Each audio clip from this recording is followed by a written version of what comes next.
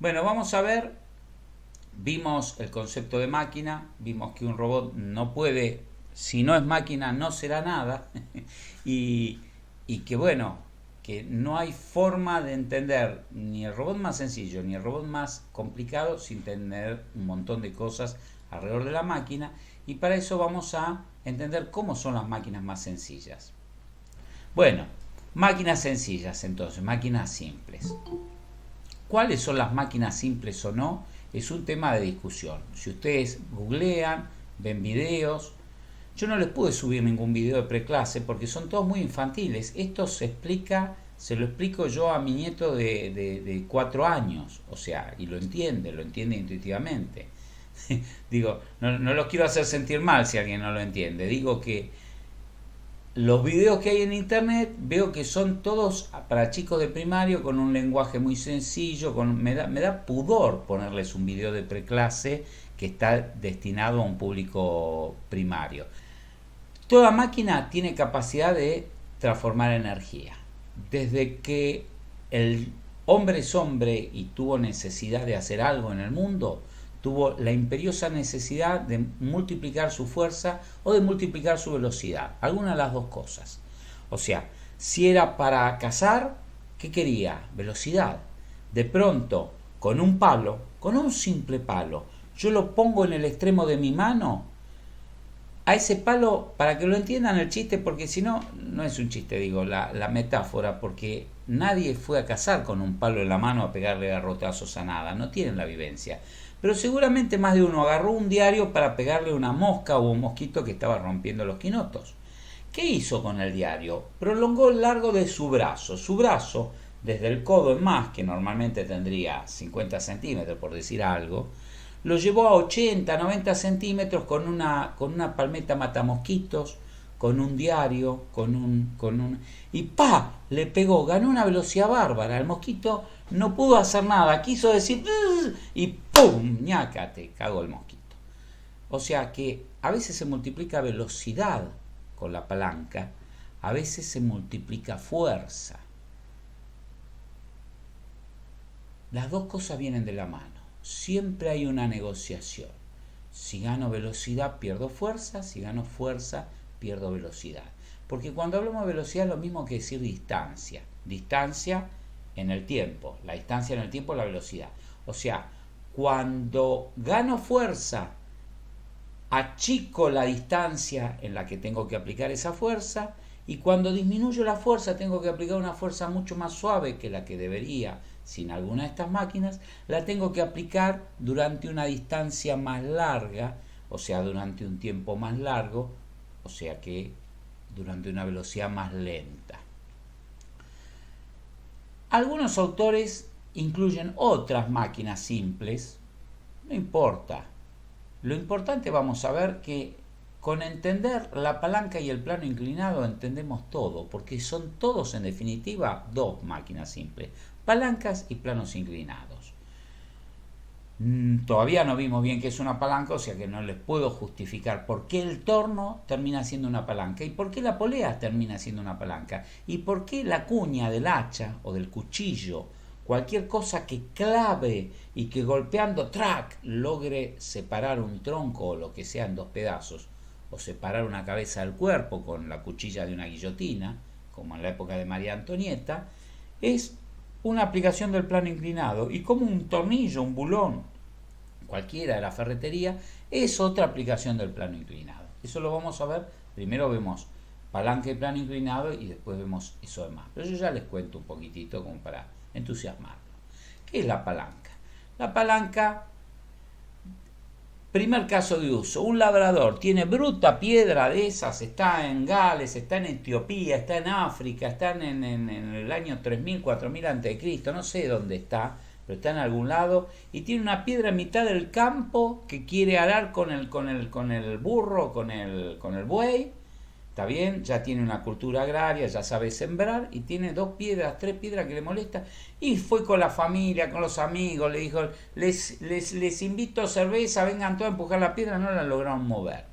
Pero alguien que conocía a alguien, que conocía a un griego que andaba muy bien con palancas, le dijo, bueno, mira, ese tronco que tenés allá en el fondo de ese pino, si lo ponemos acá y le ponemos esta piedra en la base y hacemos así, ¡pra!, y desclavaron la piedra y la empezaron a hacer tumbar y la fueron sacando a los tumbos rodando usando una palanca. Digo, cuando estudian los antiguos las palancas se sorprenden tanto de ver multiplicada la fuerza de un ser humano que se le atribuye a Arquímedes, al mismo que se bañaba en baño de inmersión y que su peso, el volumen equivalente, bueno, no importa. La parte el principio de Arquímedes con respecto a hidráulica, ese lo dejamos de lado por ahora. Pero dicen que Arquímedes mismo también, sorprendido por la palanca, dice, denme un punto de apoyo y moveré el mundo. O sea, la palanca es un cacho de algo rígido, tiene que ser rígido, no se puede doblar, no hay palanca de goma ni de látex, ¿está claro? ¿Sí? Tiene que ser rígido. A las fuerzas que tiene que hacer esa palanca, pues puede parecer que es rígido, pero cuando le hago mucha fuerza se empieza a doblar, no sirve como palanca, no se tiene que doblar a las fuerzas que hago. Bueno, es un cacho de algo, podría ser una tabla, un hierro redondo, un perfil, lo que sea, que tiene algunos atributos. Tiene un punto de apoyo, tiene un lugar donde esa palanca se conecta con la Tierra, con Marte. Si la estoy usando en Marte, la palanca se conecta con el planeta. O sea, le entrega energía, parte del esfuerzo que hace esa palanca, lo transmite a ese punto de apoyo. Y por el otro lado tenés una fuerza que vos querés aplicar, que se llama tu acción, tu potencia. Generalmente se usa la letra P, pero no importa, acción, potencia. Lo que vos intencionalmente, donde querés aplicar tu fuerza para lograr un efecto. Y el lugar donde querés que esa fuerza que vos aplicás se vea multiplicada o achicada o lo que sea necesario. Que esa es la reacción. La piedra que querés mover sería la reacción. La cosa que querés levantar del piso sería la reacción. Y vos le aplicás, ponés una palanca debajo de eso que querés mover o empujar, en otra parte le pones un punto de apoyo y en otra parte aplicás tu fuerza. O sea que tenés 4 elementos: la palanca en sí misma, el punto de apoyo, la acción y la reacción. Bien, entonces en el mundo real se vería así, se vería una cosa tridimensional, pero la podríamos dibujar en una forma esquemática más sencilla para entenderla mejor. Un dibujo plano, menos realista, pero que se vea más clarito. Veo que la palanca acá la represento como una barra recta. No tiene por qué ser una barra recta. Después vamos a ver que puede tener la forma de una banana. Mientras que sea rígida, no importa qué forma tenga.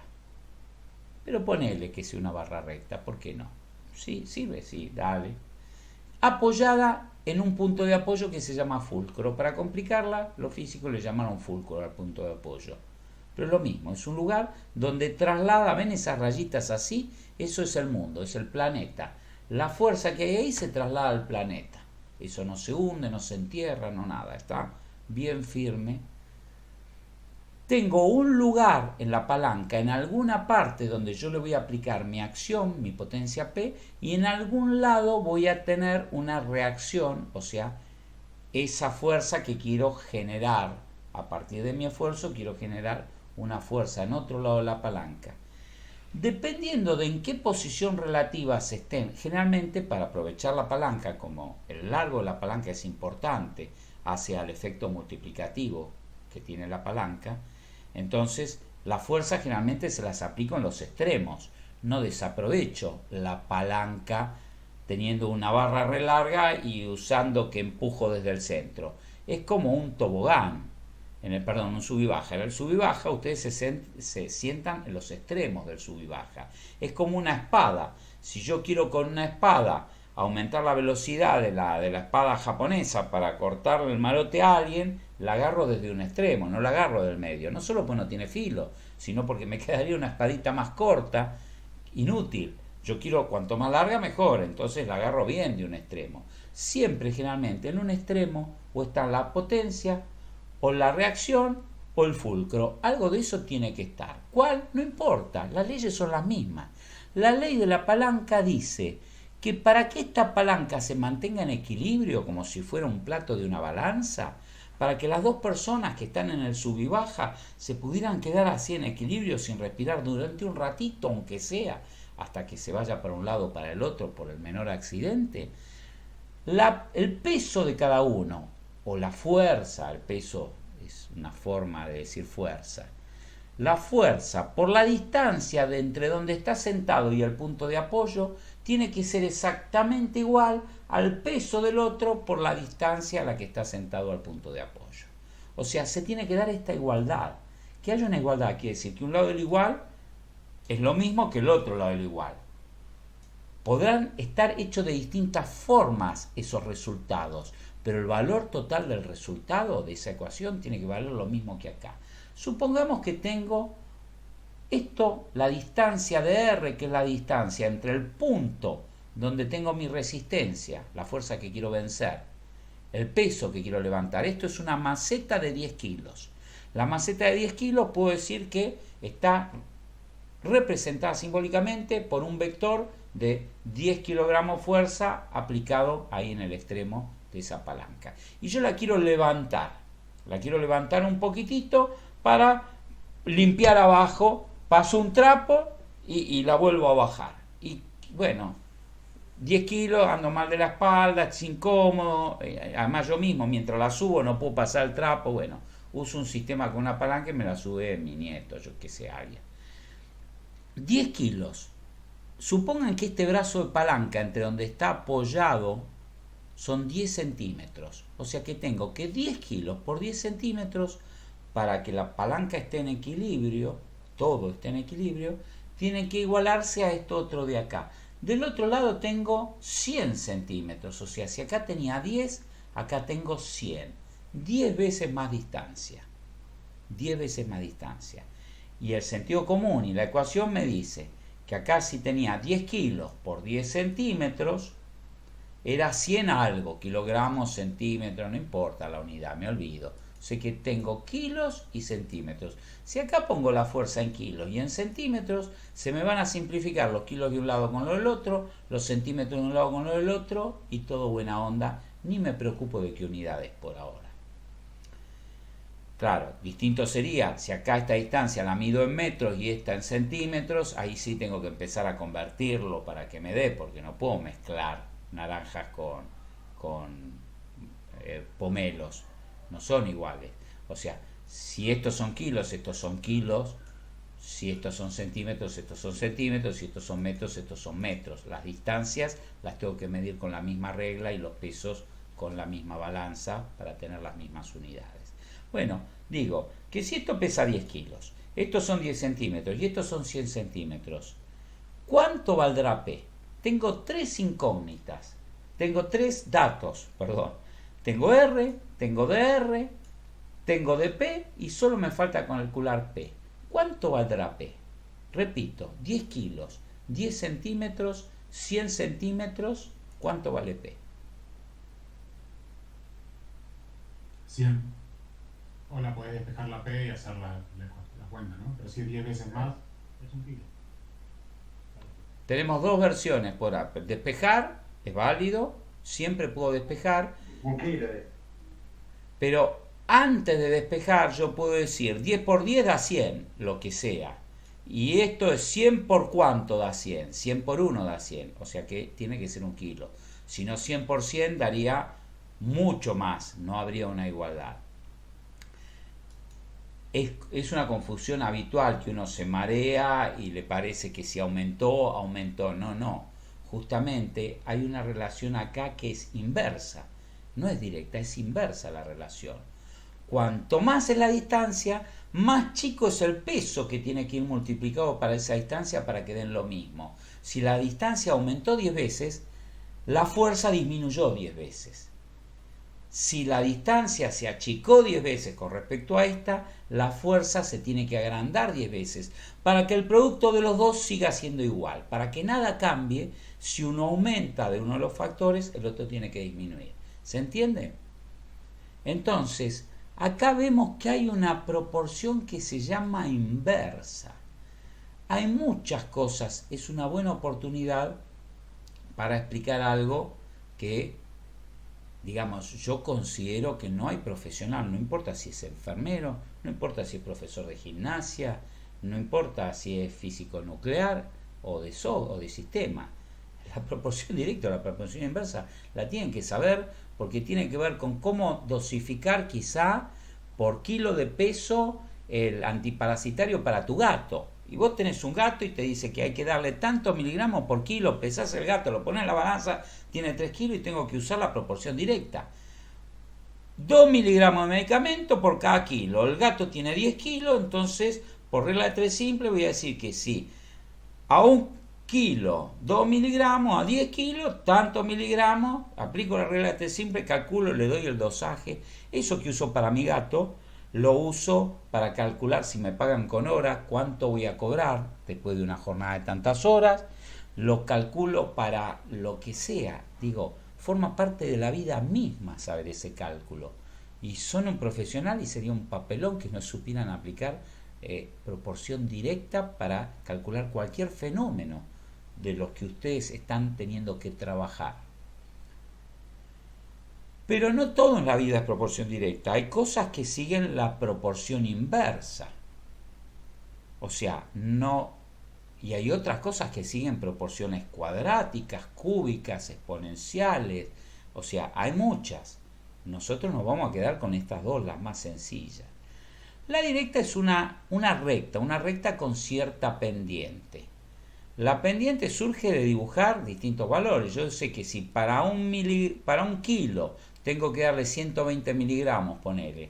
O que si en una hora, yendo a velocidad constante, si en una hora recorrí 120 kilómetros en esta ruta, y la ruta es esas rutas de la Patagonia donde no hay nada, donde no hay una curva, donde no hay nada. O sea que si yo sigo a la misma velocidad nadie me lo va a impedir, porque no hay pendiente, no hay nada, ni siquiera una estación de servicio me lo puede impedir quedarme sin nafta. Entonces estoy en la ruta de la Patagonia y dice, mira, en una hora logramos hacer 120 kilómetros por hora. Pues no es un auto que tiene un cuenta kilómetros, estoy yendo con un coso de viento. Digo, bueno, si sigue el viento, en 2 horas ¿cuánto voy a hacer? 2:40, y en 3 horas 3:60. O sea, tiene que ver con muchas cosas en la vida. Pero si ahora pensemos otra situación distinta. La facultad dice, queremos pintar el frente, hay plata, tenemos presupuesto, pero queremos que ustedes se involucren con la facultad, que la sientan como su casa. Vamos a abrir un voluntariado de alumnos para pintar el frente. Y abren una dirección de correo ahí con estudiantes, una UR-EDUAR, si no, no te puedes escribir, porque para todo. Y va uno solo hay voluntario, y le da el tacho de pintura y mira para un lado, mira para el otro, como el meme este que está, no me sale el nombre del actor ahora, Travolta, que mira por uno, mira para el otro y dice, bueno, estoy yo solo. Le pega 6 meses pintar la facultad, ¿está bien? 6 meses. Vuelven a hacer, el año que viene se vuelve a pintar la facultad, estamos en el año que viene, vuelven a abrir la convocatoria y ahora se anotan 2 personas. Entonces el mismo del año pasado y el otro, y lo mira y dice, ahora somos 2. Dice, si tardé 6 meses siendo 1, ahora voy a tardar, no es como los miligramos de la dosificación o la velocidad, ahora es como el brazo de palanca. Si somos 2, voy a tardar la mitad. Más gente, menos tiempo. O sea que hay una proporción inversa entre la cantidad de pintores y el tiempo que tarda la obra, por lo menos dentro de cierta área de ejecución de la obra. O sea que si acá dibujo en una tabla cantidad de pintores y tiempo, y digo, bueno, un pintor tarda, y dibujo el punto por allá arriba, 6 meses. 2 pintores, mido y veo que tarda 3 meses, la mitad. El doble tarda la mitad. El cuádruple tarda la cuarta parte. En vez de 3 meses, 1 mes y medio, 4 personas. 8 personas tardan el óctuple. 16 personas la 16ª parte. 32 personas la 32ª parte. Bueno, no necesito seguir así toda la noche para entender que cada duplicación reduce a la mitad. Si yo uno todos esos puntos, me queda lo que se llama una hipérbola asintótica al eje X y al eje Y. De acuerdo a lo cual, si esto se mantuviera siempre, infinitas personas Cuando yo me voy acá, no 8, no 32, sino infinitas personas tardarían instantáneamente pintarían la facultad. O sea, pongo infinitas personas, digo pinten, terminamos, ya está, se terminó. Bueno, eso no es cierto. Que sea una función directa o inversa pasa por segmentos de la realidad. No es que si yo le doy 1 kilo de antiparasitario, o sea, digo, que hay cosas que sirven dentro de cierto rango y después dejan de cumplirse. Si hay mucha gente trabajando en el mismo proyecto, poner más gente a veces no lo hace más breve el proyecto, porque mucha gente tiene que estar coordinando, empieza a ser capataces, empieza a ser capataz del capataz, empieza a tener a chocarse el que trabaja con el de al lado, empiezan a faltar recursos. Digo que no siempre es una buena. En cierta parte sirve duplicar los recursos para disminuir el tiempo y en otra no. No importa, acá nombramos un ejemplo, pero hay cientos de ejemplos de cosas en la realidad que sirven una proporción inversa. Entonces no se coman el error de decir, si subió esto a 100, entonces lo otro también va a subir 10 veces más. No, a veces bajó 10 veces más. Y eso es lo que pasa con las fuerzas. En la palanca, las fuerzas tienen una relación inversa con las distancias entre ellas, entre el punto que están aplicadas y el fulcro. O sea que acá no lo veo, acá veo que el producto de la fuerza por su distancia es igual al de la otra fuerza por su distancia. Se llamen como se llamen las fuerzas y se llamen como se llamen la distancia. ¿Está bien? Si la fuerza se llama 1, la fuerza 1 por la distancia entre 1 y el fulcro es igual a la fuerza 2 por la distancia, no importa cómo se llame. Pero si paso de término, como dijo alguien, despejar, pero dejo de un lado las dos fuerzas y del otro lado las dos distancias, yo veo que la relación que hay entre la fuerza de resistencia y la fuerza de la potencia, la resistencia está arriba y la potencia está abajo. En este caso podría haber sido al revés. Si esto era 10 kilos y esto calculamos que era 1 kilo, 10 dividido 1 da 10. 10 es igual a la relación inversa de la distancia, porque ahora si estaba la resistencia arriba, tiene que estar la distancia de la resistencia abajo. Como es inversa, está al revés. La distancia de R está abajo. Y como P está abajo, de P está arriba. O sea, es 10-1 la resistencia a la potencia, porque es 10-1 la distancia a la potencia con respecto a la distancia a la resistencia. Se invierten los subíndices con respecto a un lado y al otro. Y ahí veo que la proporción es inversa, porque cuanto más crece la distancia R, más se achica. Cuanto más crece esto, el cociente va a dar más chiquitito y por lo tanto más chiquitito va a tener que ser el valor de R a un P constante. O más va a tener que aumentar un P. Bueno, sea como sea, es proporción inversa. Espero haberlo explicado bien y no haberlo confundido. Acá me encuentro con que estoy haciendo unos dibujos muy bonitos que ahora no se entiende nada. Y no sé... bueno, no es tan difícil borrarlos. Estuve explicando que todo tiene un precio en la vida y que el precio es de que si gano en fuerza, pierdo en recorrido de esa fuerza. Acá estaba aplicando la fuerza P y acá estaba aplicando la fuerza R. Y ahora no me preocupa la magnitud de la fuerza. Supongo que esto no está en equilibrio. Supongo que apliqué la fuerza durante un ratito, cosa de que la palanca se moviera en el espacio. O sea, girara pivotando en el fulcro. En el fulcro tiene un eje. O se apoya ahí en un fino, en un triangulito. La cosa es que pivota, bascula. Por lo menos hasta cierto ángulo. Si se apoya y si lo subo mucho se va a caer en algún momento. Pero en cierto ángulo, bueno, hago que le aplico fuerzas para que se mueva la palanca a 30 grados. O sea, se movió 30 grados la parte larga y se movió 30 grados la parte corta. ¿Está bien? Es una recta, o sea que si se movió 30 grados a derecha por ángulos alternos internos, se llamaba esto en el secundario, la parte entre esta recta y esta recta, si hay 30 grados en este lado, también hay 30 grados en este otro lado. Pero miremos qué pasa con el recorrido, porque si yo estoy en un robot, me podría importar cuánto tengo que mover el brazo robótico para sacar un tubo de ensayo de acá y ponerlo en este otro portatubos.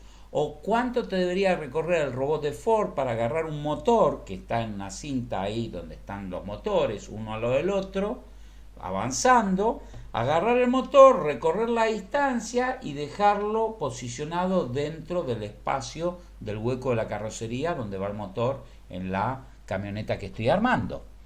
Entonces, me importa cuánta distancia se mueve la palanca. La palanca, ¿cuál es la palanca? El brazo del robot podría ser. Si el brazo está todo estirado, actúo como si fuera un solo palito. Y digo, bueno, me importa saber el arco,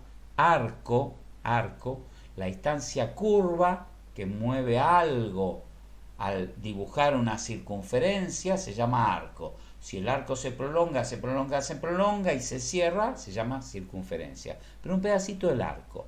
Veo que el arco recorrido por el extremo de una palanca tiene que ver directamente con el largo del brazo de palanca. Si el brazo de palanca, entre el apoyo y el punto a considerar, es más largo va a ser el recorrido. Si es más largo todavía, más largo va a ser el recorrido. O sea, que yo con el dedo puedo agarrar y tocar dos botones que están separados a cierta distancia, ¿está bien? 1 metro entre sí, moviendo mi brazo 30 grados. Estoy en un tablero de control y digo, toco este botón de este tablero, toco este botón de este tablero, está en 1 metro de distancia, llego. Si ahora tuviera que tocar dos botones o activar dos cosas que están más lejos, debería tener un brazo más largo. Entonces, ¿qué hago? Me pongo el brazo telescópico de gadget o agarro un palito y con el palito toco algo en un lado y toco algo en el otro que están de pronto no 1 metro, 3 metros separados entre sí. Más largo es mi brazo, más largo es el brazo telescópico de gadget, más cosas más distantes puede recorrer para el mismo ángulo. ¿Se entiende que eso es proporción directa? O sea, si lo pongo acá en una ecuación, el arco AR recorrido por el punto donde estaba aplicada la resistencia, la fuerza de la resistencia, ese puntito se va a mover un largo de tantos centímetros que va a ser la relación entre ese arco y este arco de acá, va a ser la misma relación que hay entre DR y DP. O sea que ahora tengo AR, R está en el numerador de los dos lados y P está en el denominador de los dos lados. ¿Ven que lo que tiene que ver con el punto de la resistencia está arriba y con la potencia abajo? O al revés, si doy vuelta me quedaría exactamente al revés, da lo mismo, no importa quién está arriba. Lo que importa es que en los dos casos está arriba lo que tiene que ver con R y en los dos casos está abajo lo que tiene que ver con P o viceversa. Eso es lo importante. Eso es una proporción directa, porque quiere decir que cuanto más suba R, más va a crecer DR para que se mantenga la igualdad. Cuanto más crezca P, más va a tener que crecer DP para que se mantenga la igualdad. Hay una proporción directa entre el arco y la distancia, más arco. O sea que si acá tenía 10 centímetros y acá tengo 1 metro y acá con 30 grados, habría que sacar una cuenta para calcular el arco con el arco tangente, funciones trigonométricas, olvídense, listo, olvídense. Digamos que 10 centímetros, que eso se movió 6 centímetros por decir cualquier cosa, hacia ojo. Este arco es de 6 centímetros porque esto está a 10 centímetros. Si esto es 1 metro, que es 10 veces más grande que estos 10 centímetros, este arco va a ser 10 veces más grande que este arco. O sea que en vez de ser de 6 centímetros va a ser de 60. ¿Se entiende? Proporción directa entre los arcos y las distancias de los brazos de palanca. Proporción inversa entre las fuerzas. O sea, que las dos cosas pasan al mismo tiempo. Cuando yo aplico una fuerza, yo acá estoy ilustrando el equilibrio, pero si yo aplico una fuerza durante un cierto tiempo, va a hacer que la palanca se me mueva. O sea que para mover la palanca a 30 grados, teniendo una resistencia de acá, tuve que poner una potencia más chica, una fuerza P que es más chiquitita, pero la tuve que aplicar durante un arco mucho más largo para del otro lado subir una maceta mucho más pesada, 10 veces más pesada, pero que la voy a subir la 10ª parte de la distancia que yo tuve que aplicar mi kilo. Mi kilo lo tuve que aplicar por 1 metro, empujar con 1 kilo durante 1 metro, para el otro lado subir 10 kilos, 10 centímetros. ¿Está? O sea que las dos cosas ocurren al mismo tiempo. Gano en potencia y pierdo en distancia. O gano en distancia y pierdo en potencia. Siempre hay un balance en cualquier palanca. Uno sigue esta ecuación, otro sigue esta ecuación. ¿Problemas? En los problemas me van a dar 3 datos y otra va a ser la incógnita. Si la incógnita más fácil es que esté arriba. Si la incógnita, depende de cómo escriban, digamos, acá están todas arriba. Si quiero dp es mi incógnita y paso la p del otro lado dividiendo y calculo dp. Pongo los números para poder hacer todas las cuentas del mismo lado y me queda la incógnita sola del otro lado. Todos los datos de un lado del igual y la incógnita sola del otro lado. Calculo siempre que quede la incógnita en el numerador, que no quede 1 sobre dp. Porque si no estoy calculando la inversa de mi incógnita, no la incógnita. La incógnita tiene que quedar arriba. O sea, si yo quiero dejar dp solo, no puedo pasar dp para este lado y pasar r y dr para el otro lado. Me quedaría 1 sobre dp. Entonces dejar dp acá y pasar p del otro lado. Bueno, y si me piden algo que tiene que ver con un problema de calcular distancias, también me van a dar 3 datos y una incógnita. Depende de qué datos me dan y cuál es la incógnita. Esto sirve para las palancas donde el fulcro está a mitad de camino entre la potencia y la resistencia. ¿Solo para esas? No, repeat with me. Sirve para todas las palancas que hay en el universo. ¿Por qué, profe? ¿Hay más palancas? Sí, hay más palancas. Podría ser el caso, por ejemplo, imaginémonos una carretilla. La carretilla tiene una ruedita acá adelante. Esto es una hermosa carretilla. Acá tengo el canasto donde guardo la arena. Acá está la arena en la carretilla. Perdón por mi dibujo peor que mi nieto con el mouse. Acá está la rueda de adelante de la carretilla. Y este es el manubrio donde agarro la carretilla. De acá tengo el manubrio y de acá la agarro. Esta es la parte donde la palanca, la estructura de la carretilla la puedo pensar como una palanca. El punto donde apoya la rueda en el piso es el fulcro. O sea, ese es el fulcro. El fulcro está en un extremo ahora, no está en el medio, está en un extremo. La fuerza mía, P, la tengo que hacer hacia arriba, o sea, tengo que empujar hacia arriba levantando la carretilla, porque la carretilla tiene la reacción del peso de toda la arena que tiene ahí adentro R. O sea que la resistencia está a mitad de camino entre mi peso, mi fuerza, mi acción, mi potencia y el fulcro. O sea, esto se llama palanca interresistencia. La resistencia está en el diome entre las otras dos cosas. No importa entre qué y qué. Solo hay 3 cosas. O sea, fulcro, potencia y resistencia, si sacamos la palanca de lado. O sea, que si es interresistencia, la resistencia está en medio de las otras dos. Es el caso de acá, del pie, para verlo a nivel kinesiología. Un pie apoyado en el piso. Cuando yo me paro en punta de pie y bajo, me paro en punta de pie y bajo, me paro en punta de pie y bajo. ¿Qué es lo que está apoyado todo el tiempo en el piso? ¿Cuál es el fulcro? Los deditos y mi metatarso, acá está el fulcro. ¿Alguien tiene duda de eso? No estoy saltando, está siempre apoyado en el piso y sobre eso se mueve el pie. ¿Y cuál es la carga de la carretilla cuando yo me paro de pie? ¿Es lo mismo pararme en punta de pie si peso 40 kilos que si peso 200 kilos? No, a una persona de 200 kilos le va a costar mucho más pararse en punta de pie. ¿Por qué? Porque tiene una carretilla llena de sobrepeso. A alguien que es más liviano, a alguien al contrario, anoréxico, no le va a costar. O quizás sí le cueste mucho porque no perdió la masa muscular también de paso. Pero bueno, saquemos estos ejemplos raros, yo para que les quede algo en la cabeza. Digamos, el peso del cuerpo es el que yo estoy levantando. Todo mi peso corporal es lo que estoy levantando cuando me pongo en punta de pie. Y ese peso del cuerpo se transmite a través de la estructura ósea, del tobillo que está acá, ¿está bien? Cae de todo a través de los huesos, que son los que transmiten, como las columnas, entonces está acá. ¿Y de dónde tiro para ponerme en punta de pie? Y del otro extremo de la palanca, del talón. Acá del talón, enervado con el talón, hay unos músculos así acá atrás en la pierna que se llaman el gemelo. Los que juegan al fútbol les duele el gemelo, los que corren, los que hicieron algún esfuerzo, justamente ponerse mucho punta de pie o estar sobrecargando esa zona, les duele el gemelo, les duele atrás el garrón. Si fueran una vaca se llamaría el garrón y lo comprarían eso para hacer puchero. El músculo que está ahí detrás. Entonces ese músculo al contraerse sube la palanca y levanta todo el peso de ustedes gracias a que tiene el punto de apoyo en el piso. Eso se llama palanca de segundo orden. La carretilla y cómo funciona el pie cuando se ponen en punta de pie son palancas de segundo orden.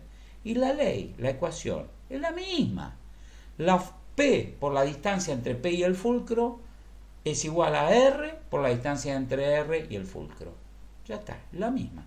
Donde aplique esa distancia en línea recta, cuánta distancia hay hasta el punto de apoyo, ya está. Será más difícil identificar en la carretilla dónde es el punto exacto, dónde no, que esto que el otro, pero la ley es la misma. ¿Tenemos más palancas? Sí, tenemos más palancas. Tenemos la de tercer orden. En ese caso se dice que es interpotencia, porque la potencia está a mitad de camino entre las otras dos. Interresistencia es que la resistencia está a mitad de camino entre el fulcro y la potencia, y interpotencia es que la potencia está a mitad de camino entre el fulcro y la resistencia. Y es el caso de un bíceps, y acá es donde había hecho ese dibujo tan animado. En un bíceps extendido, yo tengo acá mi brazo, a ver cómo hago para entrar mi brazo en cámara. Tengo mi brazo con mi hermoso bíceps acá, no se impresionen por mi bíceps. Esto es mi punto de apoyo en esta palanca, ese es mi punto de apoyo, mi codo. Ese es mi fulcro.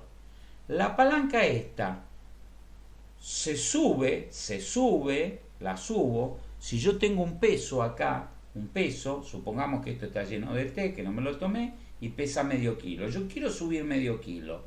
¿Quién me lo sube el medio kilo? El bíceps que está tirando del codo, un poquito más adelante el codo, acá, en el hueso es la palanca, este es el fulcro, y un poquito entre la resistencia y el fulcro está la acción, la potencia. Mi bíceps se inerva ahí, se le dice que se inerva. Acá lo ven el dibujito de esa cosa ahí, que es el músculo bíceps y que está anclado, agarrado, atado al hueso de ahí del brazo y está muy cerca del codo. ¿A cuánto estará del codo? 2 centímetros, yo no sé anatomía topográfica, pero estará ahí nomás. Está dentro de la masa del brazo. Yo no tengo el bíceps saliendo en diagonal y yéndome a la mitad del brazo. Está dentro de la carne, o sea que tiene que estar ahí pegadito. 2 centímetros. Y mi brazo tiene 50 centímetros de largo. Quiere decir que tengo una distancia de P, puedo decir que son 2 centímetros. Bueno, no me hagan escribir, porque no puedo. 2 centímetros. Y de R, resulta que son 50, por decir algo. O sea que es 25 veces más grande la distancia de donde está apoyado mi peso al codo, al fulcro, que la distancia donde está mi potencia, la reacción al fulcro, es 25, la distancia es 25 veces más grande que la de la potencia al fulcro. O sea que, si acá soporto medio kilo por 50 centímetros va a tener que ser igual a ¿cuántos kilos por 2 centímetros? 50 por medio da 25, 12,5 por 2 da 25. O sea, 12 kilos y medio va a tener que hacer de esfuerzo mi bíceps para subir medio kilo de tasa. Flor de negocio, ¿no? O sea, se diseñó la articulación del codo y el trabajo del brazo, se diseñó para ganar en potencia para ganar en fuerza? No, no, porque no estoy ganando, estoy perdiendo. 25 veces estoy perdiendo. La fuerza que hace el músculo, pero el músculo no le cuesta hacer fuerza. Sí le cuesta, pero es más fácil hacer fuerza. Es más fácil que un músculo se desarrolle para levantar 100 kilos que se acorte a la mitad del largo. No, los músculos se acortan poquito. Entonces este músculo, cuando se contrae para hacer la fuerza, se hace más corto. ¿Y qué hace? Me sube este brazo de palanca, me sube el brazo, acá me lo subió apenas 2 centímetros. En ese punto que está a 2 centímetros del codo, me lo subió un arco de 2 centímetros al contraerse. Pero en la mano, mi mano, como está a 50 centímetros del codo, se multiplicó el arco recorrido y mi mano recorrió 50 centímetros de altura. Está diseñado para eso. El brazo está diseñado para lanzar, para ir con mucha velocidad, que la mano vaya mucho más rápido. No para levantar cosas pesadas, sino para tener velocidad. Y cuanto más largo logro que sea mi brazo poniéndole una espada, más velocidad. La punta de la espada se va mucho más rápido que mi mano todavía. ¿Por qué? Porque recorre un arco mucho más grande en el mismo tiempo en que moví mi mano, porque está más lejos. Y si fuera una caña de pescar, la punta de la caña de pescar de 4 metros de largo, cuando yo tiro así, estiro, es una continuación de mi brazo, se mueve mucho más rápido que mi mano. Es para lanzar, es una máquina de lanzar el brazo, es una máquina de correr, de velocidad. O lanzo cosas desde un sentido de aquellos animales que tienen esa destreza para usar herramientas como algunos monos y el ser humano, o lo uso para correr, lo muevo muy rápido en el piso y soy una gacela que alcanza velocidades de 100 km por hora o un chita o algo así. O sea, está diseñado para velocidad, no para fuerza. Por eso usa la palanca de tercer orden. Pero la fórmula es la misma. Cambia como lo pienso, cambia como lo entiendo, cambia lo que me queda a mí de la comprensión. Pero las fórmulas son siempre las mismas, son estas dos. O sea que, nada, sea la palanca que sea, y le vienen los problemas, el TP que viene ahora tiene muchos ejercicios de palanca de distinto tipo, y bueno, lo van a tener que saber, le va a preguntar qué es proporción directa, qué es proporción inversa, tienen que entender esto. Bueno, visto esto de la palanca, que más o menos da para entender, aunque todavía no puedan sacar las cuentas en el aire, es cosa de volver a ver las diapositivas, volver a ver los ejercicios, volver a ver las diapositivas un par de veces, hasta el que más le cueste lo va a sacar, se lo aseguro.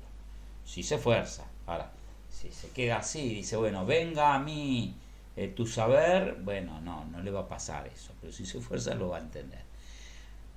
Vamos a ver por qué esto también es una palanca, el torno. ¿Qué es un torno? ¿Ustedes se acuerdan de esos aljibes que yo le doy a una manijita y esa manijita hace girar un rodillo de madera y en el rodillo de madera se va juntando soga y al juntarse soga va subiendo una soga que está hacia el fondo de un pozo y va subiendo un balde con agua y bueno, y ahí saco el balde con agua? Bueno, eso es un torno, un aljibe, el mecanismo que recoge el agua de un aljibe. El mecanismo que ustedes tienen en un malacate. ¿Vieron? Quizá no tienen un Jeep 4x4, ni ustedes, ni su primo, ni yo, ni mi primo tenemos un Jeep 4x4 con un malacate adelante para atarlo a un árbol y sacar al Jeep de donde está empantanado, no. Pero sí todos alguna vez tuvimos que llamar a un auxilio mecánico para subir el auto, ¿está bien? Y ahí vemos un ejemplo que los autos de las grúas actuales te suben el auto a la plataforma, en vez de llevarte enganchado, colgando detrás, como era antes, te suben a una plataforma. La plataforma primero se inclina como un plano inclinado, pero eso lo vamos a ver después.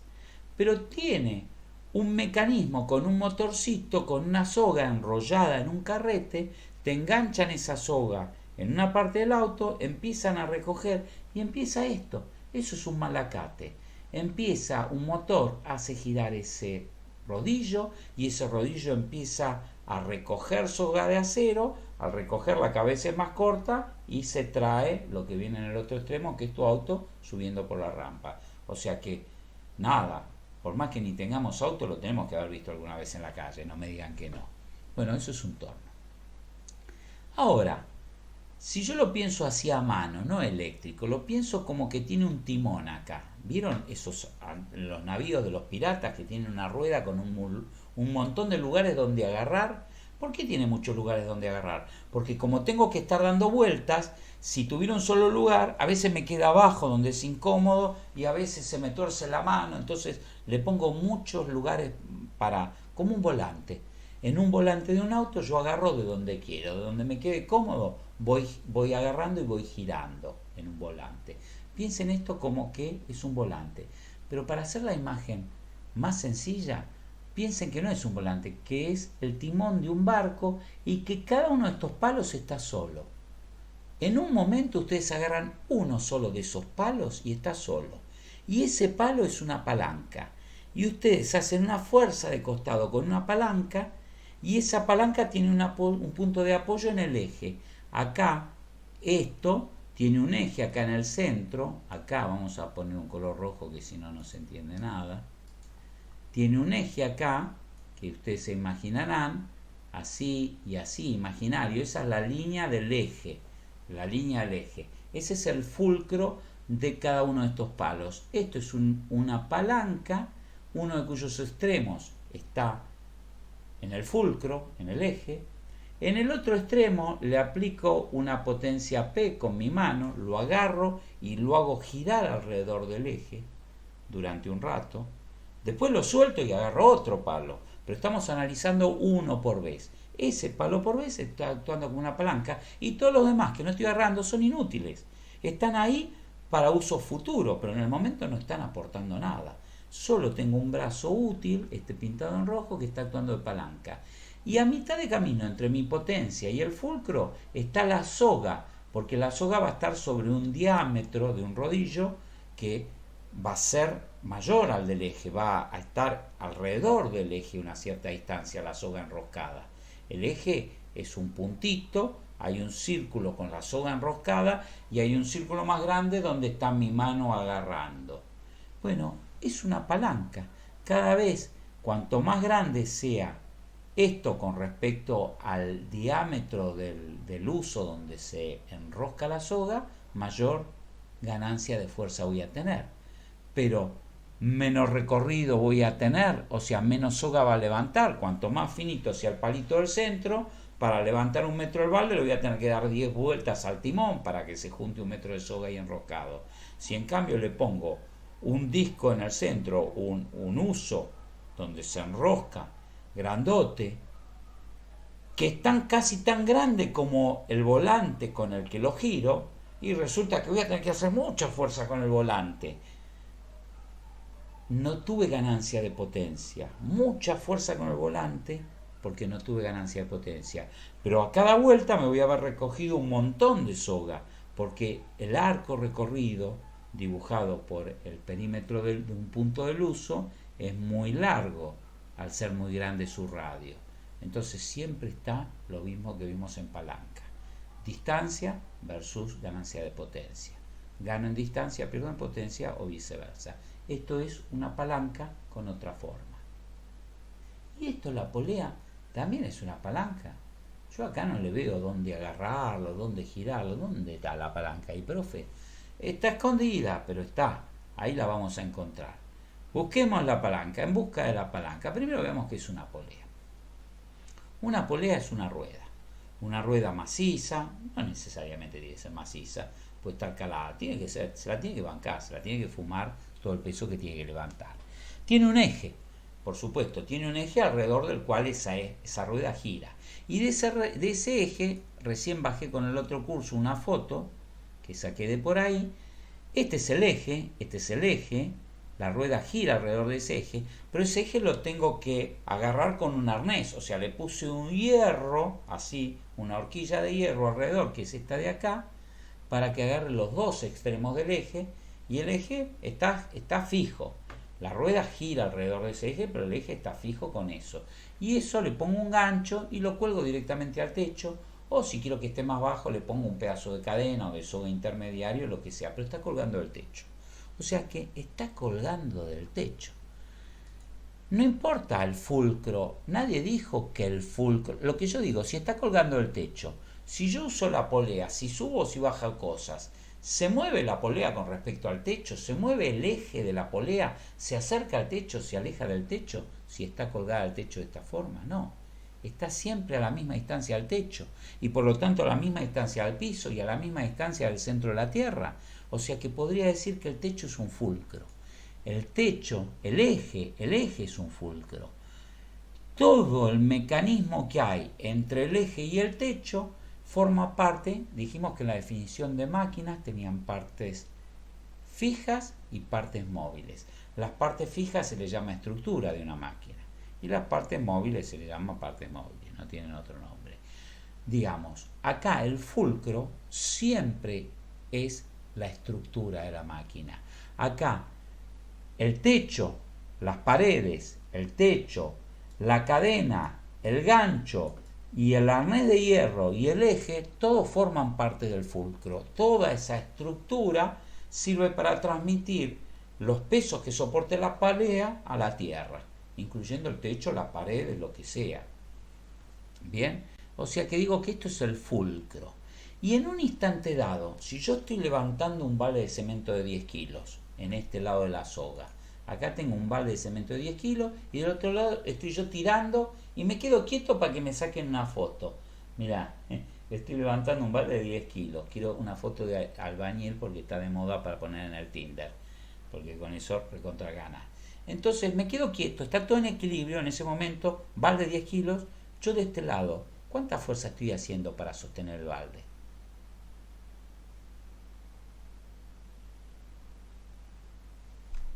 La misma. La misma, tal cual, 10 kilos.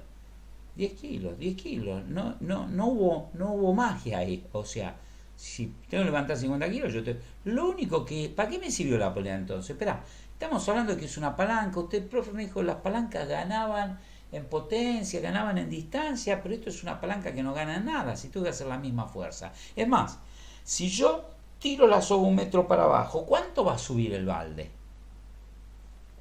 1 metro. Un metro. 1 metro. O sea, no gana en distancia y va de la mano. Si no gana en distancia, tampoco gana en potencia. O sea, no gana en fuerza.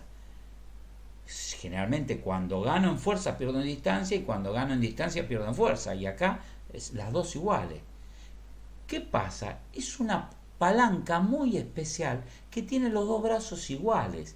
Yo puedo pensar que acá en el centro, pongamos un color azul para contrastar, tengo una palanca instantáneamente, en un instante, en una fracción de segundo, cuando estoy para sacarme la foto, ahí en equilibrio, yo estoy tirando con 10 kilos para abajo de una soga que está agarrada de este extremo de la palanca. Todo el resto de la rueda no sirve para nada. Está de adorno en ese momento. Yo me quedo con una palanquita en el medio que está vinculada al fulcro, con un eje en el fulcro, es un pedacito de fierro, el eje en el fulcro, en un extremo de ese fierro cuelgo la soga de la que tiro y en el otro extremo del fierro cuelgo una soga distinta con un balde. Y eso funciona igual, tengo el hierro, yo tiro de 10 kilos, es un sub y baja funcionando en vez de con cosas arriba, con cosas colgando. Es un sub y baja donde en vez de tener el apoyo a tierra, el apoyo lo tengo suspendido del techo y donde las cosas en vez de estar sentadas en el sub y baja, están colgando el sub y baja. Pero es una palanca.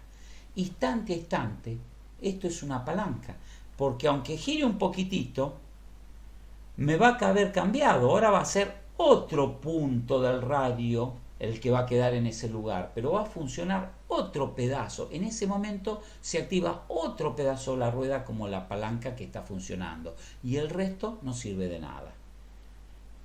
Lo mismo que pasaba cuando hablamos del torno.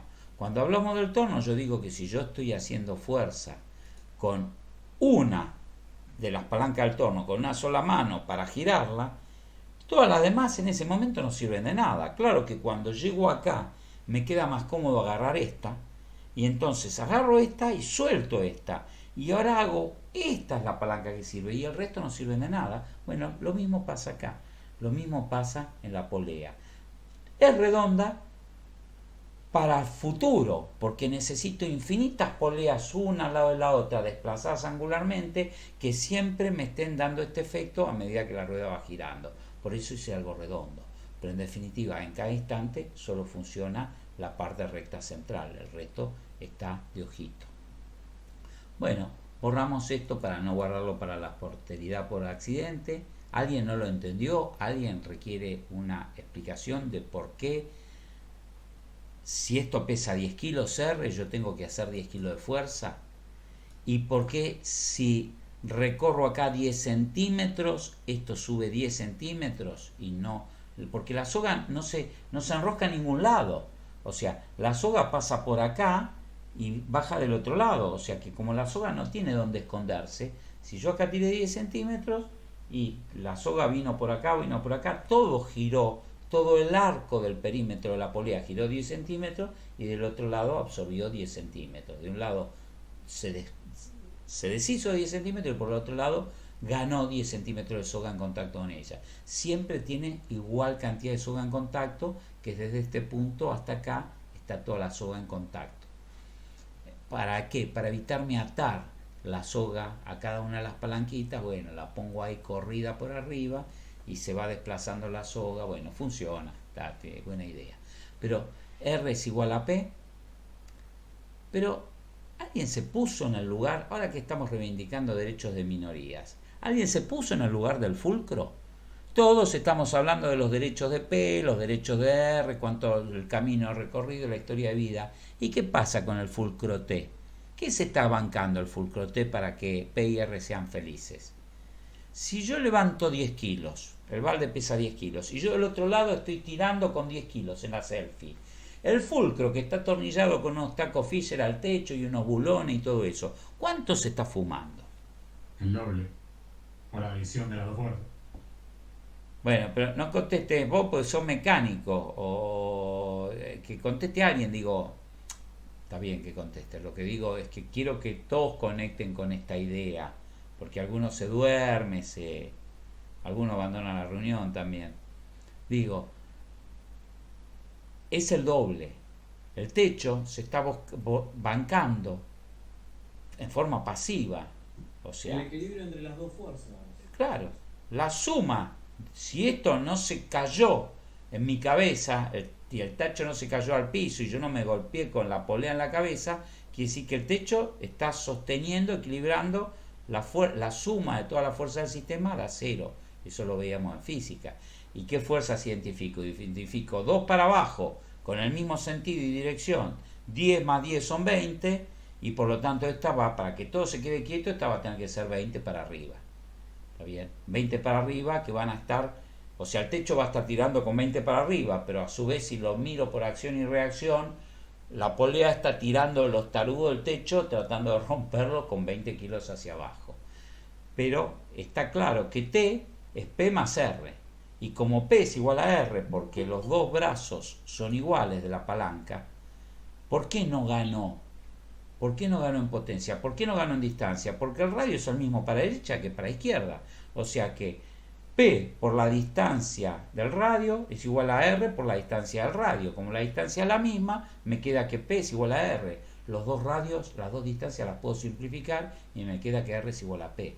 Y si R es igual a P, y yo sé que T es P más R, puedo reemplazar R por P o P por R y decir que T es igual a 2R o T es igual a 2P. Que la fuerza de resistencia al techo es el doble del peso que yo hago o el doble del peso que yo levanto o la suma de los dos, que es exactamente lo mismo. Bueno, tenemos una polea cuyo único objetivo es desplazar el sentido. ¿Por qué inventé una polea si no gano nada? Esta polea usada así si no gano nada. Imagínense que ustedes trabajan en una escuela, son docentes. Ustedes ahora, los que son docentes, van a entender este ejemplo. Y van a izar la bandera a la mañana. Entonces le dice, Ricardito, hoy sos abanderado vos. Tomá, enganchá la bandera, subite a la punta del mástil y tirá desde arriba. Tirá desde la soguita para subir la bandera hasta arriba y cuando la bandera te viene arriba, atás ahí, haces un moñito.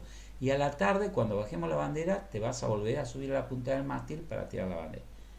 No, dice Ricardo, no, si ya los griegos usaban la polea para cambiar la dirección. Poné una roldana ahí arriba, señor, dejate de joder, y yo tiro de acá abajo, no me voy a subir ahí arriba. Tiro hacia abajo, la roldana cambia la dirección de la fuerza, y yo tiro hacia abajo, pero la fuerza después de la roldana tira hacia arriba y sube la bandera. ¿No? Tiene sentido. Como el chiste del gallego este, que está con la carga de ladrillos y que él sube los ladrillos y bajan los ladrillos y suben los ladrillos y está la roldana allá arriba siempre, la polea arriba. Ese que se fractura los pies, la muñeca, cada vez que sube o baja se le fractura algo distinto. Supongo que todos conocen ese chiste. Bueno, es un claro ejemplo de polea y de que cambian las direcciones y de que cambian no solo las direcciones, sino las velocidades de los objetos en movimiento, si es que hay objetos en movimiento. Bueno, alguien dijo, está bárbaro, pero si esto se banca el doble que esto, ¿qué pasa si la uso distinto? ¿Qué pasa si en vez de enganchar del techo, enganchar esto, lo pongo esto al revés, para abajo, y de acá engancho el balde? O sea, pongo el gancho para abajo, roto la foto 180 grados y engancho el balde. Y la soga me queda para arriba. La soga para arriba, una soga la ato al techo y de la otra soga yo me subo a algún lado y tiro desde arriba para subir. Entonces analicemos esta polea dada vuelta. Primero borramos todas mis intervenciones artísticas de jardín de infantes y vemos la polea está al revés, la misma que de recién, al revés, las mismas ecuaciones, no cambió nada. No cambió nada, porque iba a cambiar una puta ecuación, no cambió nada. Entonces, lo único que cambió es que ahora tengo atada la soga al techo y ahora el fulcro está en un extremo de esta palanca virtual que me nace cada segundo con un pedacito del disco. El fulcro está en el medio, es interresistencia, porque la resistencia, lo que quiero levantar, está colgado del medio a la mitad de la distancia de la potencia. O sea que potencia por diámetro o por 2 radios es igual a resistencia por un solo radio, por diámetro dividido 2. Ahora tengo que tener una ganancia de potencias acá, porque ahora desde donde yo tiro, desde donde hago la fuerza, está al doble de la distancia con respecto al fulcro de la resistencia. Y es lógico, es lo mismo visto al revés. Si esto era el doble de esto más esto, ahora también esto va a ser esto más esto. P va a ser igual a T y la suma de los dos va a ser igual a R. Pero si T está colgando del techo y yo quiero levantar 10 kilos de un balde colgado del gancho de la roldana, y yo tiro de acá con 10 kilos igual que la que me hace el techo.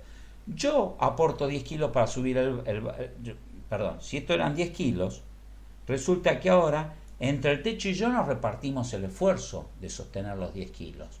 Si nos lo repartimos por partes iguales, quiere decir que como se mantiene esta ecuación, quiere decir que el techo se va a bancar 5 kilos del cemento y yo me voy a tener que bancar 5 kilos del cemento. El techo me está ayudando a cada momento a levantar el balde, al ponerlo hacia al revés.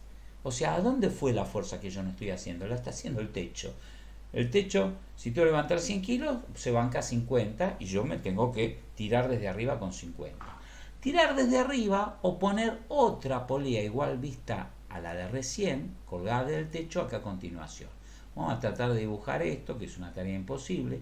Si yo no quiero estar en el techo para tirar desde arriba, sino que yo estaría más cómodo tirando desde abajo, entonces lo que hago es esta soga la hago pasar por una polea, una rueda, no importa su tamaño necesariamente, una polea que esté acá, que esté agarrada del techo, ¿está bien? Y esta solo sirve para redireccionar. De este lado voy a tener que hacer la misma fuerza P que recién. O sea, no me cambió nada. Ahora va a seguir siendo P, que va a seguir siendo 5 kilos para levantar un R de 10. Simplemente que lo puedo elegir, si lo tiro en diagonal, si lo tiro de abajo, si tiro de costado. Entonces, estas dos poleas, una funciona solo cambiando la dirección de la fuerza y la otra funciona dando una ganancia de potencia. Pero la ganancia de potencia siempre viene del costo de que ahora, para subir el balde 1 metro, yo tuve que recoger 2 metros de soga. tuve que con 5 kilos, pero hacer 1 metro, 2 metros, estuve más tiempo recogiendo soga y el balde subió la mitad. Si no lo entienden, piénsenlo, háganse con una polita en su casa, es un conocimiento intuitivo porque subió la mitad, sin una demostración matemática, intuitivamente. Bueno, colorín colorado, hemos visto cómo todo es una palanca, salvo los planos inclinados. Los planos inclinados no son palancas, son una forma que ya usaban los egipcios, o usaron eso, o las pirámides la hicieron platos voladores. Tenemos dos, pero hay pruebas, se encontraron cálculos y hay varios elementos que afirman y confirman el que controlaban perfectamente cómo funcionaba un plano inclinado, sabían calcular cuánta tierra, qué tan largo tenía que ser el plano inclinado para sobre rodillos ir subiendo una piedra a una pirámide que pesara 1 tonelada. Los egipcios escribían cifras de millones. Hay inscripciones egipcias, yo lo doy en la otra materia en organización, donde se ven inscripciones de varios millones usados en cálculos o sea que tenían una matemática bien avanzada. Resulta que esto tiene que ver con algo del secundario que no vamos a ver acá con detalle, pero le quiero mínimamente recordar que yo acá tengo el peso de mi piedra, que en este caso son 100 kilos, que está hacia el centro de la Tierra. Acá está el planeta Tierra, por acá está el centro de la Tierra, y como esta fuerza es la gravedad, mi peso es la gravedad, bueno, esta masa, interactuando con la masa de la Tierra, produce una fuerza que es de, digamos, 100 kilos. Vamos a simplificarlo así. Más complicado, porque masa no es lo mismo que fuerza, pero ponele que 100 kilos. Bueno, 100 kilos. Está bien. ¿Y qué tiene que ver esto con que yo tengo que hacer fuerza de costado? ¿Cómo se entiende esto con la fuerza P2 que yo tengo que hacer de costado? O los esclavos tenían que hacer de costado para subir esa piedra sobre rodillos. Bueno, que esto se puede descomponer vectorialmente en dos componentes ortogonales, que se llama el método del paralelogramo. Imaginemos que estos dos sentidos son perpendiculares, 90 grados entre sí, más allá de que haya dibujado el profe. Entonces hago un rectángulo, ¿está bien? Y puedo descomponer esa fuerza en la suma de dos componentes, esta componente y esta componente. O sea, en vez de dibujar el peso hacia el centro de la Tierra, puedo decir que hay un peso inclinadito perpendicular a la rampa, perpendicular al plano inclinado. O sea que esa fuerza que vemos que es más grande, veo que ese vector es más grande, porque como la inclinación es baja, la componente más parecida a la de la Tierra, la que tiene un ángulo más similar, es la perpendicular al plano inclinado. Entonces se come la mayor parte del esfuerzo. Ese esfuerzo no lo tengo que hacer yo, se lo come la rampa. La rampa me sostiene el peso. Si eso fuera completamente horizontal, la rampa me sostiene el 100% de la piedra. Como está inclinado, la rampa dice, bueno, yo colaboro con una parte, pero si no querés que esto se deslice por la rampa y se vaya como por un tobogán para abajo, vos equilibrá con la componente paralela a la rampa, esta descomposición vectorial que hice así de costado. Hice una flechita así, una flechita así, y las dos descomponían y sumaban lo mismo que está acá, suponiendo que esto esté bien dibujado. Está horrible, está fuera de proporción, pero se entiende. Bueno, entonces, si el plano inclinado es muy suavecito, ¿está bien? Esta componente va a ser muy chiquitita. Experiencia intuitiva. ¿Quién no viajó en un auto de vacaciones? ¿Alguien no viajó en un auto de vacaciones?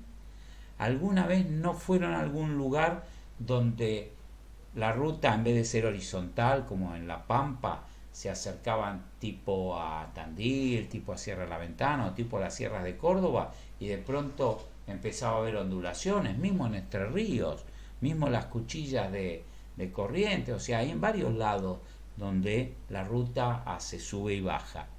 Cuando subían, ustedes venían en quinta, todo horizontal, bárbaro, y de pronto empieza, y ven que el auto empieza a bajar la velocidad, le cuesta subir. ¿Por qué le cuesta subir? Porque en vez de estar horizontal, está empezando a subir por un plano inclinado. y el peso del auto, parte del peso del auto, empieza a descomponerse en el sentido paralelo a la ruta, o sea que el motor que venía en quinta, enfrentando con energía suficiente para hacerse cargo del viento que venía en contra, para hacerse cargo del rozamiento de la goma, para aplastar todas las polillas y mariposas que venían en el camino, a todas les daba con fuerza, y las aplastaba. Tenía fuerza para eso en quinta. Pero ahora que se le suma, además de todo eso, subir parte del peso del auto por la rampa del plano inclinado, quinta no me alcanza y tengo que bajar a cuarta. Y si es más abrupta, a tercera, a segunda o a primera. O a primera no me alcanza. Si estoy haciendo un cross country ahí en el desierto del Sahara y tengo que subir un lugar muy empinado, ni la primera tiene fuerza para subir. Por eso necesito un jeep que tiene marchas de fuerza mucho más polentas. Pero cada vez que pongo engranajes que me aumentan el factor de multiplicación de potencia, ¿qué está pasando? Más lento anda el auto, porque menos distancia recorren las cosas y en el mismo tiempo eso es velocidad. Por eso las marchas de la bicicleta, cuanto más fuerza hago, más lento voy. Y si quiero ir rápido, no estoy en capacidad de hacer mucha fuerza. Me sopla un poco de viento en contra y ya no funciona, ya las piernas no me da, o sea, no logro ganar la velocidad que tenía hasta hace un rato porque me cambió el viento.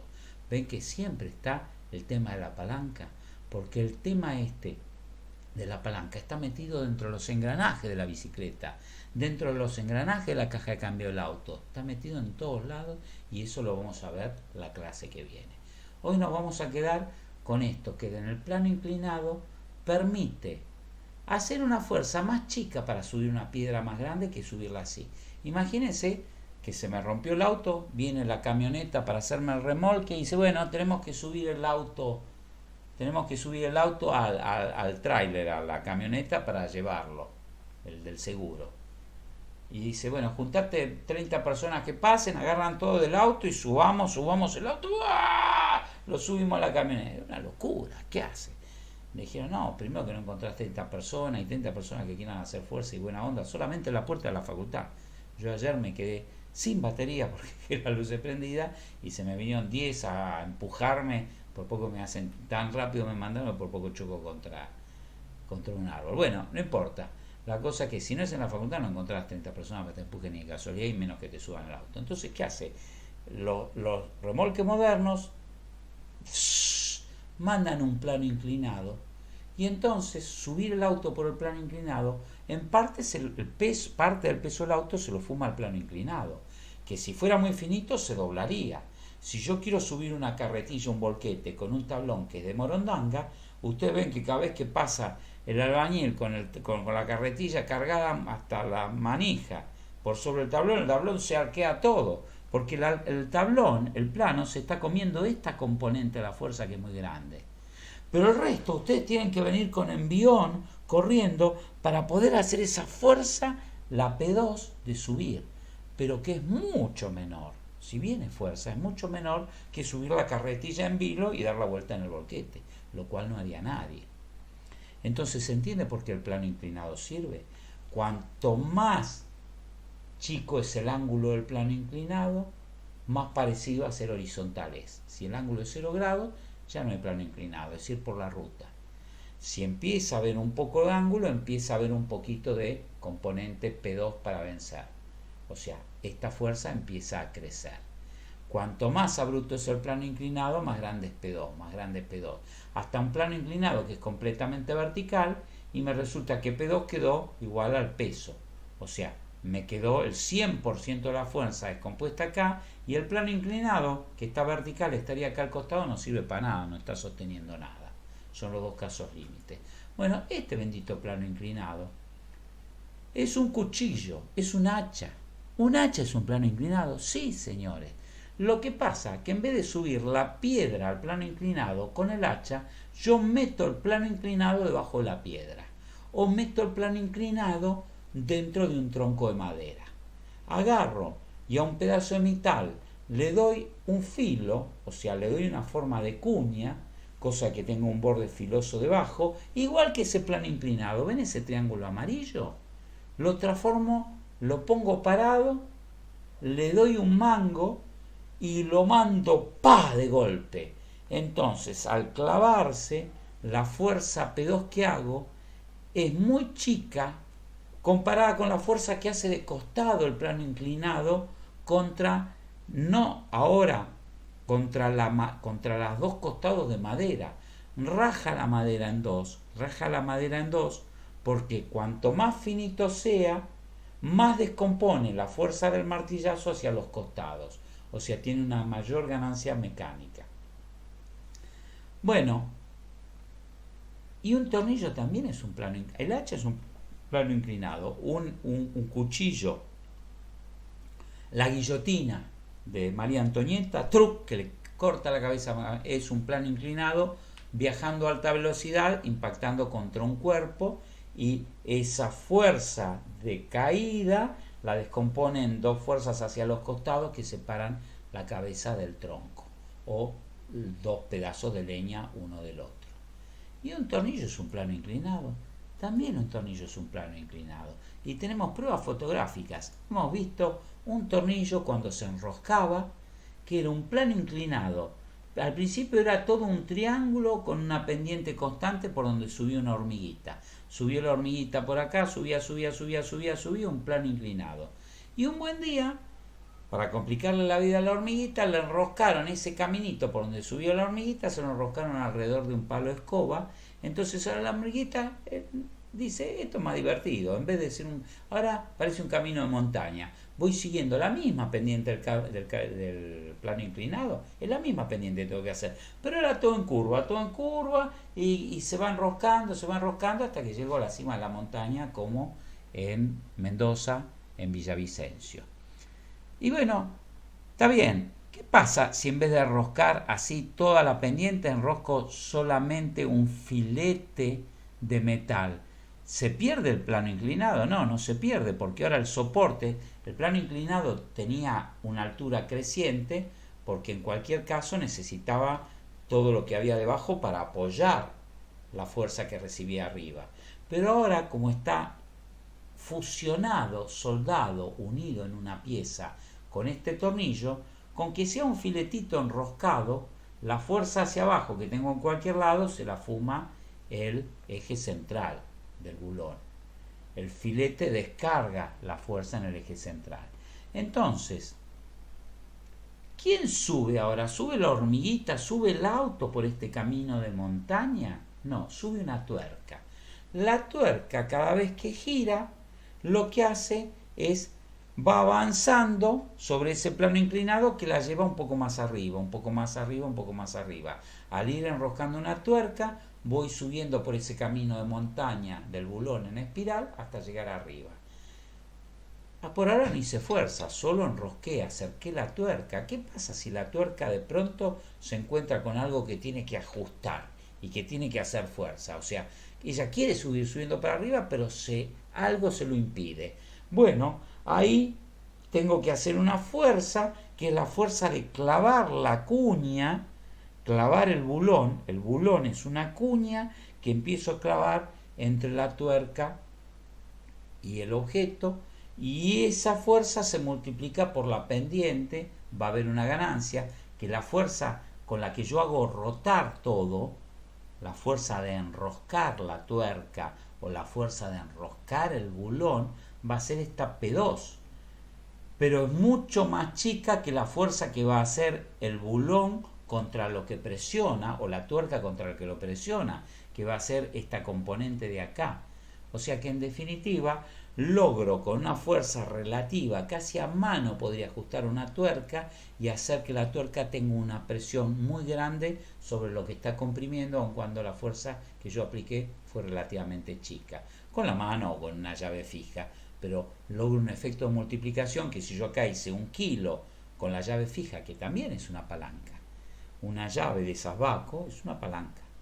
Yo agarro, tengo el perímetro de donde sujeto la tuerca, es el punto de reacción, donde yo agarro la llave Baco es el punto de acción y el centro del tornillo hipotético es que no esté ahí, es el punto de apoyo, porque todo gira, la tuerca gira alrededor de ese punto, es el punto de apoyo.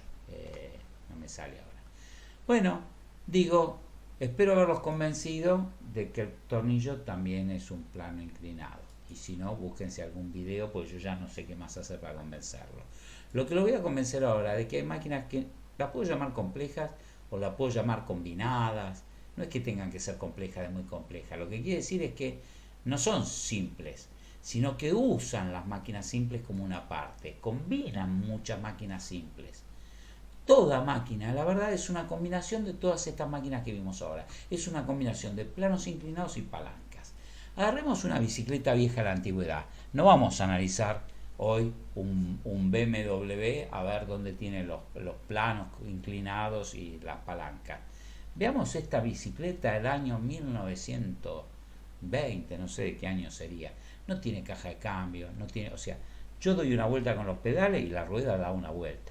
No tiene ni goma, no existía la goma, era una chapa de metal revestida de madera para que se agarrara mejor en el piso. Eso era una madera, era como la rueda de una carreta de madera y hierro.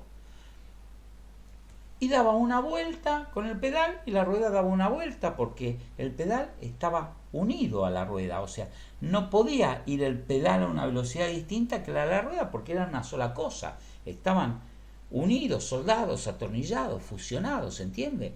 Giraba el pedal, giraba la rueda, giraba la rueda, giraba el pedal, el mismo ángulo. O sea que podría pensar en eso las palancas. Yo había visto que si yo giraba algo que tenía una distancia corta, un cierto ángulo, recorría un arco chiquitito, porque la distancia, esta distancia entre el lugar donde aplico la fuerza con mi pie, llamado pedal, el punto de pedal y el fulcro, que es el centro de giro, es una distancia corta comparada con el radio de la bicicleta, el punto entre el fulcro y el lugar donde la bicicleta se apoya en el piso para hacer fuerza. O sea, cada vez que yo presiono el pedal, le transmito multiplicada por la relación de la palanca, por la ganancia de potencia, esa fuerza al piso. Multiplicada puede ser por más o por menos, pues si multiplico por un medio, lo achico. Dale. Manda el presente como excepción. O sea, si alguno realmente tiene otro curso y no tiene más remedio que irse, manda el presente ahora, pero digo, no al principio de la clase. Ahora puede ser. Igual estamos terminando, no quedan más de 15 minutos y tiran todos el presente juntos después, los que queden. Bueno, lo que quiero mostrarles es que acá tengo palancas, limpio acá todo lo que intervine, tengo palancas acá. Yo puedo imaginar que el pedal, ¿se acuerdan que la polea era infinitas palancas formando un disco? Pero en cada momento solo funcionaba uno. Y que el timón o el volante también eran infinitos brazos de palanca continuos en forma de disco, pero solo funcionaba donde yo agarraba la mano en cada momento. Bueno, acá solo funciona donde yo tengo el pedal. Yo puedo pensar que esto es un disco sólido, macizo, pero en alguna parte tengo un ejecito con un pedal que sobresale y un ejecito con un pedal que sobresale. Los dos pedales están a la distancia RP del centro. Pienso en que presiono uno solo. Cada pie activa un pedal y el otro está volviendo. O sea que hago fuerza sobre el pedal que estoy empujando, sobre el otro no, pues está volviendo. Hago una fuerza P a una distancia RP. Y a su vez, acá tengo una distancia RR, la distancia de la resistencia desde el centro hasta el piso, y tengo la resistencia que tengo que vencer, que es la resistencia del viento, la resistencia si hay un pequeño plano inclinado de la fuerza que tengo que subir, la resistencia de las moscas que me chocan de frente y me quitan fuerza. Una mosquita, una mariposa no pasa nada, pero si fueran millones de moscas sería algo viscoso donde no logro avanzar y hasta podrían mandarme para atrás. Bueno, digo que más allá es una broma, pero que todo cuenta, todo ofrece resistencia. Cuando yo ando en bicicleta tengo que vencer esas resistencias, poner una masa en movimiento, la fuerza de inercia, y las resistencias de fricción del sistema contra el piso, contra el viento, contra lo que sea. Esta bicicleta está diseñada analizándola como una palanca con un brazo de acción RP más chico que el brazo de reacción RR. ¿Está diseñada para ganar en fuerza o para ganar en velocidad? Eso es una pregunta que le dejo para que ustedes la piensen. No me la hagan ahora. Digo, si el pedal está más cerca del eje, o sea, la distancia que separa el pedal del eje hace que su brazo de palanca de accionamiento sea más corto que el diámetro de la rueda, cuanto más grande sea la rueda, voy a tener más fuerza o más velocidad con esa rueda. Si entendieron lo anterior de palanca, o si vuelven a buscarlo, aquel que todavía no entienda esta respuesta y lo ve, lo va a sacar y va a ver por qué estas ruedas se diseñaban tan grandes, por qué esta bicicleta tiene una rueda así tan grande y esta tan chiquitita. Hoy por hoy esto no tiene sentido como diseño porque tenemos una caja de cambios en el medio, entonces no necesito solo de las palancas, sino que hay un montón de palancas intermedias que no veo, que son los engranajes, y eso hace la diferencia. Pero en esa época no había un solo engranaje ahí en este sistema, eso era lo que hacía que fuera o más rápido o más fuerte el tamaño de la rueda. Lo que les estoy mostrando que tengo una palanca metida en el propio hecho de bicicletear, es la única. No, tengo una palanca en la dirección. Yo tengo un manubrio, ¿está bien? Tengo un manubrio acá que es una barra así. Y es como un volante también, puedo pensar que es un volante, del cual yo agarro con una sola mano, porque estoy fumando y estoy en la bicicleta andando en una sola mano. O sea, agarro el volante con una sola mano. Solo funciona la mitad del manubrio, o sea, estoy agarrando con la mano de acá y cada vez que quiero girar tengo que hacer una fuerza más o menos circular, depende de la orientación del manubrio, para que se gire la rueda que está solidaria con el manubrio.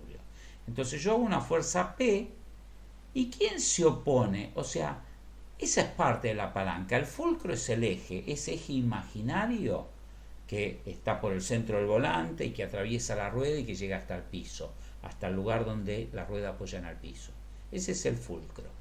Es un fulcro largo e imaginario, finito, que a veces tiene materia, a veces no, a veces es el espacio entre dos rayos, no importa, pero funciona. ¿Y dónde está la resistencia? Ese es el brazo de acción de la palanca. ¿Y el brazo de reacción dónde está? La parte de la rueda que se apoya en el piso se deforma, hace ¡plup! Aunque sea de madera, un poquitito se deforma. Y si es de goma inflada, muy inflada, se deforma un poquitito más. La goma se deforma y hace un pequeño círculo donde la goma está plana apoyando con el piso. Y si la goma está desinflada, más grande es el círculo. Más desinflada está la goma, más grande. ¿Alguna vez trataron de doblar la dirección con el auto apagado? Auto apagado. Doblar la dirección de un auto que tiene la goma pinchada y entonces ese círculo en el piso es así de grande. Se quieren matar, no pueden. Hacen fuerza y escuchan unos ruidos horribles de la goma peleándose, deformándose contra los adoquines o contra el asfalto, tratando de zafar y crac, crac. Les parece que van a romper todo y no están logrando. O sea que una goma desinflada, este círculo de reacción, las distancias involucradas, empiezan a ser comparables con las distancias del manubrio. Entonces, la distancia del volante y la distancia de esa goma empiezan a ser comparables y resulta que tengo que hacer mucha fuerza en el volante para doblar la dirección. Si la goma está bien inflada, el diámetro del volante siempre es el mismo, la goma cada vez se apoya en un lugar más chiquitito en el piso, cada vez más chiquitito, hasta si la goma fuera durísima, de diamante, y el piso fuera de diamante, se apoyarían en un punto. En ese caso, sería, ¿por qué los ejes de un reloj de diamante tienen diamante, un reloj mecánico antiguo a cuerda, tenían rubíes en los extremos? Justamente porque no había fricción, porque el rubí no tiene fricción porque le puedo hacer una punta muy afilada donde no se deforme en donde toma contacto y casi no haya resistencia. Bueno, digo que acá tengo una palanca también. Yo puedo pensar esto como un volante de un radio y acá otro volante de otro radio. Este es el volante de acción con su radio, el radio RP, la fuerza P que hago para conducir y la distancia RP, y que va a tener que ser igual a la fuerza de resistencia por la distancia RR, que es más chiquitita. O sea que como acá la distancia es más grande, la fuerza P va a ser mucho más chica que la resistencia. Por eso pongo un volante grande. Y por eso alguien dijo en la otra clase, muy lúcidamente, dice, por eso los camiones tienen volante más grande.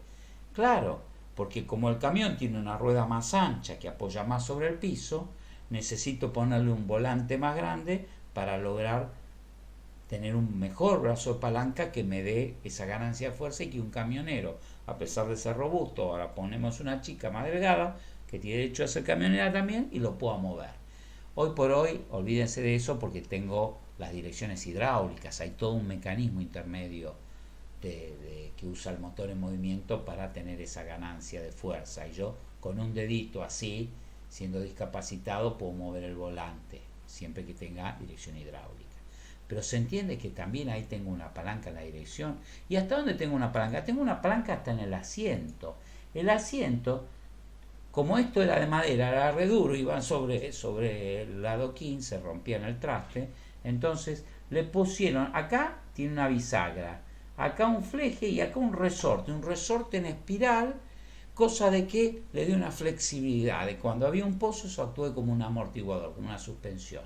Entonces yo ahí mismo también tengo el punto de pivot del asiento, depende de dónde está la acción, depende de donde me siento, si me siento más cerca del pivot o más lejos del pivot, y voy a tener que diseñar entonces el resorte de la suspensión más fuerte o más finito para compensar con todo el peso de la persona, porque si es una persona muy pesada lo comprime y se acabó la suspensión.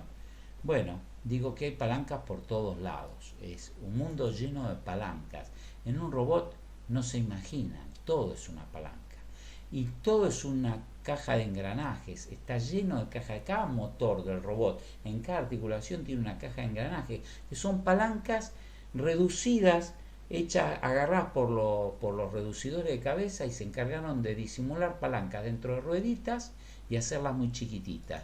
Esto podría ser una representación a futuro de un engranaje. Para cerrar la clase, lo que quiero es mostrar que engranajes y poleas son palancas, y que la palanca no depende de la forma, depende de que sea rígida. Vimos que cómo funcionaba la palanca, que tenía la forma de una barra recta uniendo los puntos R, el fulcro y P. Una cosa recta y finita y delicada. Qué linda que era esa palanca. Y ahora tengo una palanca que parece el cuento del Principito. Parece que es una boa que se comió un elefante, esa palanca.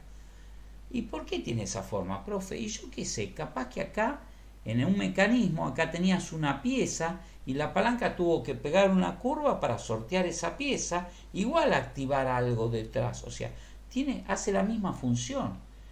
La misma potencia P se equilibra por una décima. P con una décima del valor de R va a mantener todo este sistema en equilibrio sin que gire. ¿Por qué? Porque la distancia que importa es la distancia que hay en línea recta entre el punto P y el fulcro. Haya o no haya palanca, y no importa si no hay palanca. Igual la distancia es la misma, ya que esto no se deforma, esta distancia se mantiene constante. Ahora, si esto es de goma y se deforma, no hay palanca, olvídate, no hay palanca de látex, como dijimos. Entonces, no importa si está agrandada, no importa si la palanca se agrandó tanto que se transformó en un círculo, no importa si la palanca se agrandó tanto que se transformó en una polea. Instantáneamente yo la estudio como ese pedacito que une los puntos donde se aplican la acción, la reacción y el fulcro. Y con eso me alcanza. El resto de la palanca, el resto, acá en forma de círculo, no está aportando nada en ese momento, no, lo va a aportar un segundo después, pero ahora no aporta nada. Ahora no está aportando nada a un montón de partes de esta bicicleta. Con que la parte de la rueda que está apoyando al piso esté, alcanza en ese momento. El problema es que cuando la rueda gira, si después no hay otra parte que esté tocando al piso y me caí, entonces por eso tiene forma de rueda, pero instantáneamente la única activa es el rayo este que está contra el piso y el rayo que está colgando de arriba sosteniendo. El resto de costados no están haciendo mayor cosa. O sea, que tengan este concepto que no importa la forma y que lo puedo llevar al extremo de que puedo pensar una palanca como dos discos. O sea, dos discos unidos. Yo corto un disco de madera de este tamaño grande y corto otro disco más chiquitito, los encolo uno al otro, le pongo un eje en el medio y acá le pongo un clavo en el eje, en el disco más chiquitito, y ahí aplico mi fuerza de resistencia y le pongo un clavo en cualquier parte del perímetro del eje más grande y ahí le pongo la potencia. Y bueno, se las tendría que aplicar la fuerza con otro sentido, no hacia abajo, no serán pesos. Pero digo que si P aplicada perpendicularmente al brazo de palanca es la décima parte de R aplicada perpendicularmente al brazo de palanca, esto va a funcionar aún para poleas redondas. Y esta es la base para entender después los engranajes, porque un tren de engranajes no es ni más ni menos que un piñoncito, o sea, un engranaje chiquitito unido, pegado, como estaba este disco chiquitito unido al disco grande, está unido este piñón chiquitito a este engranaje grande que se llama corona, y eso lo vemos en la clase que viene. O sea, manden todos el presente y taza a taza cada cual para su casa. Va a salir un TP con ejercicios de esta primera parte.